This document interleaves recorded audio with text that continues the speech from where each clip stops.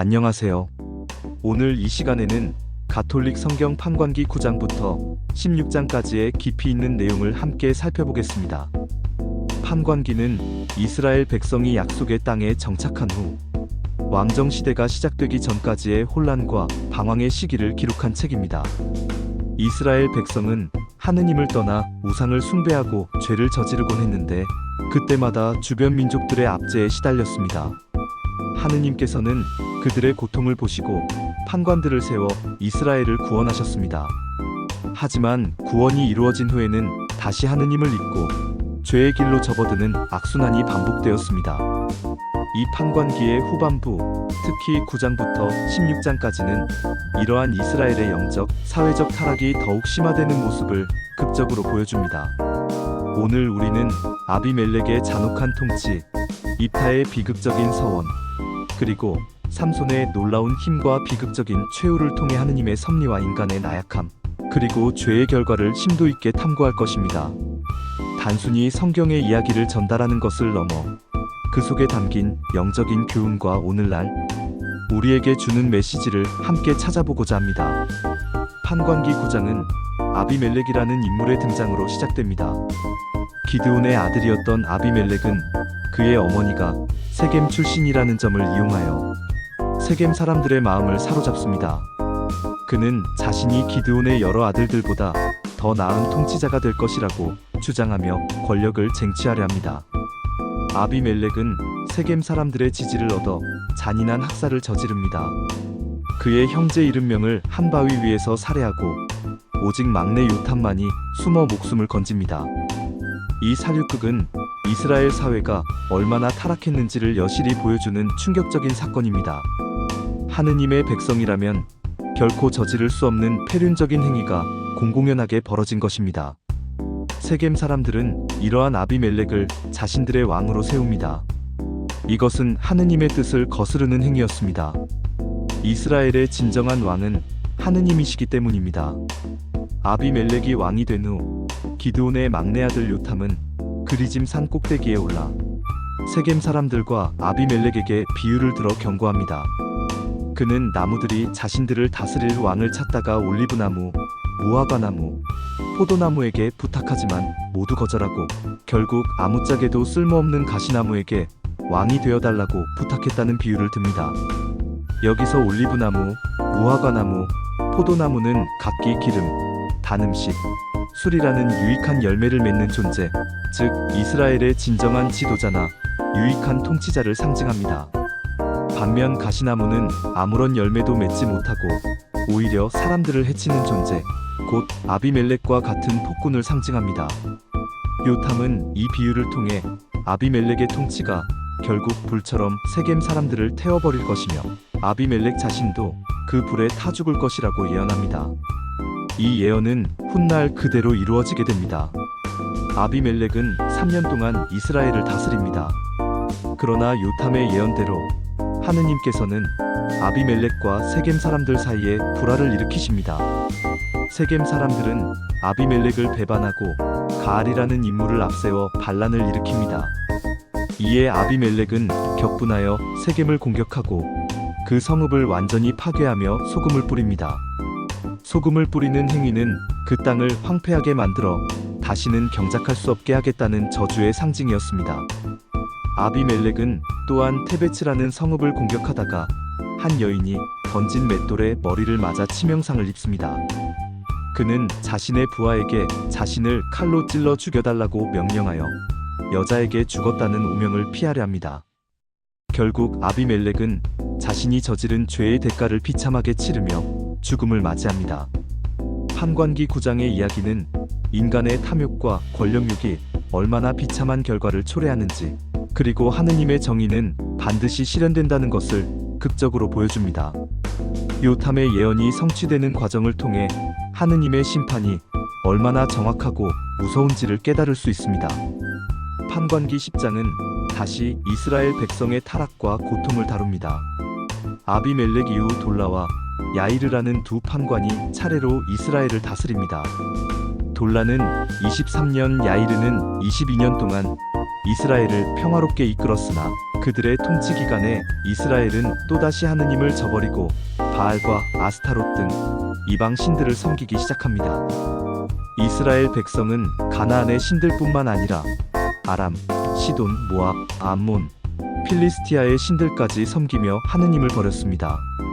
이에 하느님께서는 이스라엘을 필리스티아인들과 암몬인들의 손에 넘기십니다. 이스라엘 백성은 18년 동안 극심한 압제에 시달리며 고통받습니다. 그들은 요르단 건너편 기랏 지방에 사는 이스라엘 자손뿐만 아니라 요르단 서쪽 유다와 에프라임 지방에 사는 사람들까지 억압했습니다. 백성들은 고통 속에서 비로소 하느님께 부르짖습니다. 그들은 자신들이 죄를 지었음을 고백하며 하느님께 용서를 구하고 구원을 간청합니다. 그러나 하느님께서는 처음에는 그들의 간청을 거절하시며 자신들이 택한 이방 신들에게 가서 구원을 청하라고 말씀하십니다. 이는 그들이 하느님을 얼마나 자주 배신했는지를 상기시키고 그들의 회개가 진정한 것인지 시험하시는 것이었습니다. 그러나 백성들이 이방 신들을 버리고 하느님만을 섬기겠다고 결심하자 하느님께서는 마침내 그들의 고통을 불쌍히 여기십니다. 하느님께서는 이스라엘의 고통을 더 이상 두고 볼 수 없어 마음 아파하셨습니다. 이는 하느님의 공의로우심과 함께 자비로우심을 보여주는 대목입니다. 백성들은 자신들을 구원할 지도자를 찾았고 이때 기랏 사람들은 암몬인들과 싸워 이기는 자를 자신들의 수장으로 삼겠다고 약속합니다. 이스라엘 백성은 이제 하느님의 도움을 간절히 바라는 상태가 되었고 하느님께서 그들에게 다시 한번 자비를 베푸실 때가 된 것입니다. 판관기 11장은 입타라는 인물의 이야기로 이어집니다. 입타는 기랏 사람이었으나 창녀의 아들이라는 이유로 이복 형제들에게 배척받아 쫓겨납니다. 그는 토부 땅으로 가서 방랑자들과 어울리며 도적대의 우두머리가 됩니다. 그러나 암몬인들의 압제가 심해지자 기랏의 장로들은 입타를 찾아가 암몬인들과의 싸움을 이끌어달라고 간청합니다. 입타는 처음에 자신을 내쫓았던 그들을 비난하며 거절하지만 장로들이 자신을 기랏의 우두머리로 세우겠다고 약속하자 결국 그들의 요청을 받아들입니다. 이는 이스라엘이 얼마나 절박한 상황에 처했는지를 보여줍니다. 자신들이 배척했던 인물에게조차 매달려야 할 만큼 위기에 몰린 것입니다. 입타는 암몬 왕에게 사자를 보내 전쟁의 원인이 무엇인지 따져 묻습니다. 입타는 이스라엘이 암몬의 땅을 빼앗은 것이 아니라 하느님께서 암몬 땅을 이스라엘에 주셨음을 강조하며 이스라엘의 정당성을 주장합니다. 그러나 암몬 왕은 이를 받아들이지 않고 전쟁을 강행합니다. 이때 하느님의 영이 입타에게 내립니다. 하느님의 영이 임하는 것은 입타가 단순히 인간적인 능력으로 싸우는 것이 아니라 하느님의 뜻과 능력을 힘입어 싸운다는 것을 의미합니다. 입타는 암몬과의 전쟁에 나가기 전에 하느님께 서원을 합니다. 제가 암몬 자손을 쳐 이겨 평안히 돌아오게 되면 저를 맞으러 제 진문을 나오는 자는 누구든 주님의 것이 될 것이고 제가 그것을 번제물로 바치겠습니다. 이 서원은 입타의 깊은 신앙심과 함께 동시에 경솔함을 보여주는 비극의 씨앗이 됩니다. 입타는 하느님의 도움으로 암몬인들을 크게 무찌르고 승리하여 돌아옵니다. 그런데 그를 제일 먼저 맞이한 사람은 다름 아닌 그의 외동딸이었습니다. 딸은 탬버린을 치고 춤을 추며 아버지를 반겼습니다. 입타는 자신의 서원 때문에 깊은 슬픔에 잠기고 옷을 찢으며 절규합니다.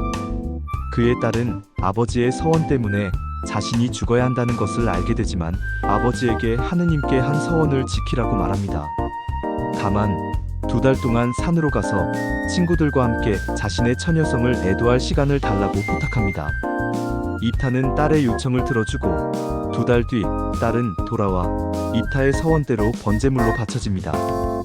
이 비극적인 이야기는 고대 이스라엘 사회에서 서원의 중요성과 함께 경솔한 서원이 초래할 수 있는 끔찍한 결과를 보여줍니다. 또한 딸의 순종과 희생은 오늘날 우리에게 많은 생각을 하게 합니다. 이스라엘 자손의 딸들은 해마다 나흘씩 입타의 딸을 애도하는 관습이 생겼다고 기록되어 있습니다. 입타의 승리 이후 에프라임 사람들은 자신들을 전쟁에 부르지 않았다고 입타에게 시비를 걸며 전쟁을 걸어옵니다. 입타는 에프라임 사람들에게 자신들이 위험할 때 도와달라고 요청했지만 거절당했고 이제 와서 불평하는 것은 부당하다고 주장합니다. 결국 입타는 에프라임 사람들과 싸워 이깁니다. 입타는 요르단 강나루를 지키게 하고 도망치는 에프라임 사람들이 시볼레스이라고 말하도록 했습니다. 에프라임 사람들은 이 단어를 제대로 발음하지 못하고 시볼레세사이비비오엘이티이라고 발음하여 자신들이 에프라임 사람임을 드러냈고 42,000명이 그 자리에서 살해당합니다. 이 사건은 이스라엘 지파들 간의 분열과 갈등이 얼마나 심각했는지를 보여주는 비극적인 일입니다. 입타는 이스라엘을 6년 동안 다스리다가 죽습니다. 그의 이야기는 하느님의 영이 임한 용감한 판관이었지만 인간적인 한계와 비극적인 결정을 내린 복합적인 인물임을 보여줍니다. 판관기 13장부터 16장은 판관기 전체에서 가장 유명한 인물 중 하나인 삼손의 이야기를 다룹니다. 삼손은 특별한 출생의 배경을 가집니다. 이스라엘 자손이 또다시 하느님의 눈에 거슬리는 짓을 하자 하느님께서는 그들을 40년 동안 필리스티아인들의 손에 넘기십니다. 이때 단 지파의 마노아라는 사람의 아내가 있었는데 아이를 낳지 못하는 여인이었습니다. 하느님의 천사가 그녀에게 나타나 아들을 낳을 것이라고 예고하며 그 아이는 태어날 때부터 나지르인이 되어야 한다고 말합니다. 나지르인은 머리를 자르지 않고 포도주나 독주를 마시지 않으며 시체를 가까이 하지 않는 등 특별한 서원을 지키며 하느님께 봉헌된 사람을 의미합니다. 천사는 그 아이가 이스라엘을 필리스티아인들의 손에서 구원하기 시작할 것이라고 말합니다. 마노아는 천사의 말을 듣고 하느님께 간절히 기도하여 천사를 다시 만나게 해달라고 청합니다. 천사가 다시 나타나 같은 말을 반복하고 마노아와 그의 아내는 천사가 시키는 대로 번제물을 바치고 천사는 불꽃 속으로 사라집니다. 마노아와 그의 아내는 그가 주님의 천사임을 깨닫고 두려워합니다. 이로써 삼손은 하느님의 특별한 섭리 가운데 태어날 운명임을 알 수 있습니다. 마노아의 아내는 아들을 낳고 이름을 삼손이라 짓습니다. 아이는 자라면서 하느님의 축복을 받았고 주님의 영이 그에게 강하게 내리기 시작합니다. 삼손은 초인적인 힘을 가진 존재로 성장합니다. 그러나 삼손의 삶은 하느님의 섭리에도 불구하고 인간적인 약점과 충동적인 행동으로 얼룩집니다. 그는 딥나라는 필리스티아 마을에서 한 여인을 보고 반하여 아내로 삼으려고 합니다. 그의 부모는 필리스티아 여인과의 결혼을 반대하지만 삼손은 자신의 뜻을 굽히지 않습니다.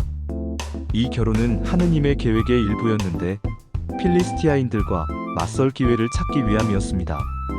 딥나로 가는 길에 삼손은 어린 사자를 만나 맨손으로 찢어 죽입니다. 며칠 후 그 사자의 주검에서 꿀을 발견하고 그것을 먹습니다. 결혼 잔치에서 삼손은 필리스티아인들에게 이 사자와 꿀에 대한 수수께끼를 내지만 아내의 강요로 인해 답을 누설하게 됩니다. 이 일로 인해 삼손은 필리스티아인 30명을 죽여 옷을 빼앗고 분노하여 집으로 돌아갑니다. 그의 아내는 다른 필리스티아인에게 주어집니다. 판관기 15장은 삼손의 복수극을 다룹니다. 삼손은 얼마 후 아내를 찾아갔지만 장인은 이미 그녀를 다른 남자에게 주었다며 여동생을 주겠다고 합니다. 이에 삼손은 분노하여 여우 300마리를 잡아 꼬리에 횃불을 달아 필리스티아인들의 곡식 밭에 풀어놓아 모든 것을 태워버립니다. 필리스티아인들은 누가 이런 짓을 했는지 알아내고 딥나 여자와 그녀의 아버지를 불태워 죽입니다. 삼손은 이에 다시 복수하여 필리스티아인들을 크게 쳐부숩니다. 필리스티아인들은 삼손을 붙잡기 위해 유다 지방으로 올라오고 유다 사람들은 삼손을 필리스티아인들에게 넘겨줍니다. 그러나 삼손은 묶인 밧줄을 끊고 나귀 턱뼈 하나로 필리스티아인 1,000명을 때려 죽이는 놀라운 힘을 보여줍니다. 이로써 삼손은 이스라엘의 판관이 되어 20년 동안 이스라엘을 다스립니다.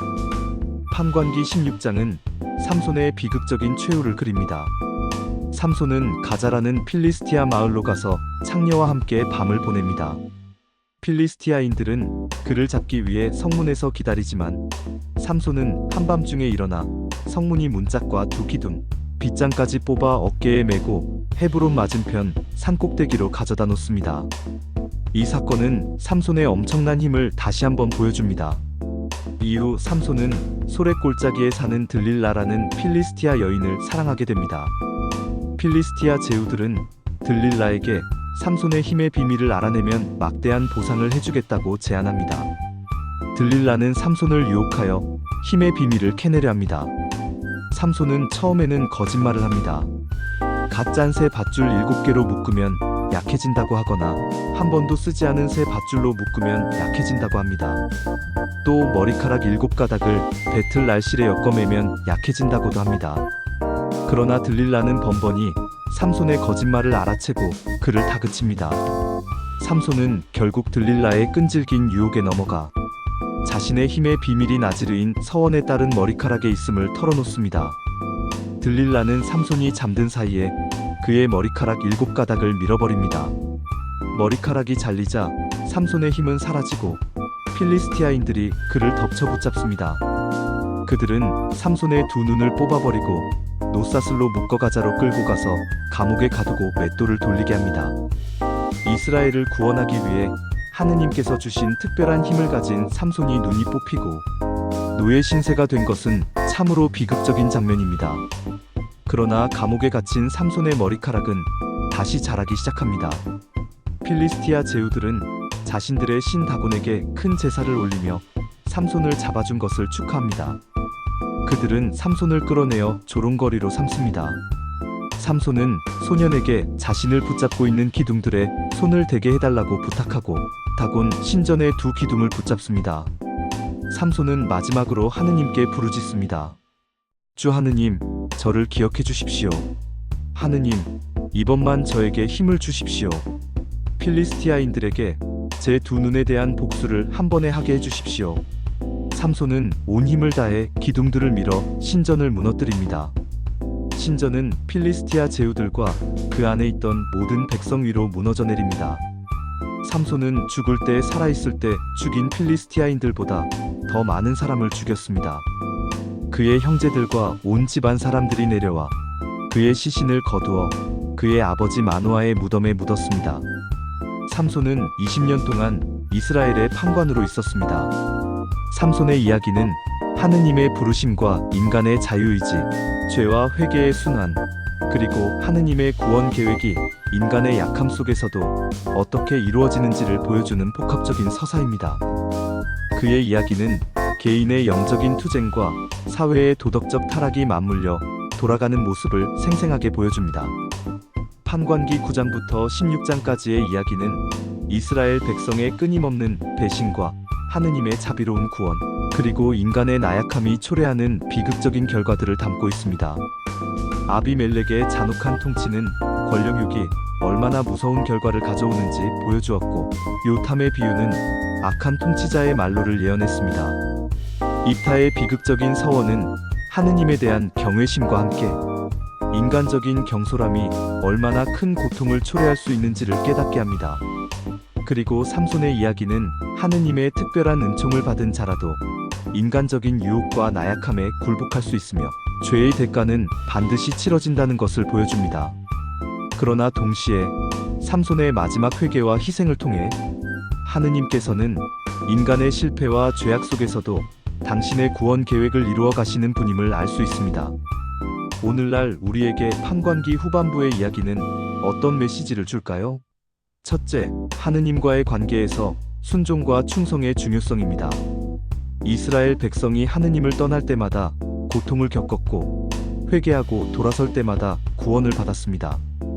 우리도 삶 속에서 하느님을 우선순위에 두고 그분의 말씀에 순종해야 함을 일깨워줍니다. 둘째, 죄의 심각성과 그 결과입니다. 아비멜렉의 학살, 입타의 서원, 삼손의 방탕함은 모두 죄가 얼마나 파괴적인 결과를 가져오는지를 보여줍니다. 우리는 죄의 유혹에 넘어가지 않도록 항상 깨어 있어야 합니다. 셋째, 하느님의 자비와 구원입니다. 비록 이스라엘 백성이 끊임없이 하느님을 배신했지만 하느님께서는 그들의 고통을 외면하지 않으시고 계속해서 판관들을 보내 구원하셨습니다. 이는 하느님의 한없는 사랑과 자비가 우리에게도 항상 열려있음을 상기시킵니다. 마지막으로 개인의 선택과 책임입니다. 삼손의 이야기는 강력한 은총을 받았을지라도 개인의 선택이 얼마나 중요한지를 보여줍니다. 우리는 하느님께서 주신 자유의지를 사용하여 선을 행하고 유혹에 맞서 싸워야 할 책임이 있습니다. 판관기의 이 어두운 시기는 혼란과 방황의 시대였지만 그 속에서도 하느님의 구원 계획은 끊임없이 이어졌습니다. 이스라엘 백성의 실패는 우리의 실패를 비추는 거울이 될 수 있습니다. 우리는 이들의 이야기를 통해 하느님의 정의와 자비, 그리고 인간의 연약함과 강인함이 어떻게 교차하는지를 배우게 됩니다. 판관기는 우리에게 경고와 동시에 희망을 주는 메시지를 전달합니다. 죄에서 돌아서 하느님께로 돌아올 때마다 새로운 시작이 가능하다는 것을 말이죠. 이러한 판관기의 메시지를 마음에 새기고 우리의 삶 속에서 하느님의 뜻을 찾아 실천하며 살아가는 우리가 되기를 바랍니다. 오늘 함께 해주셔서 감사합니다.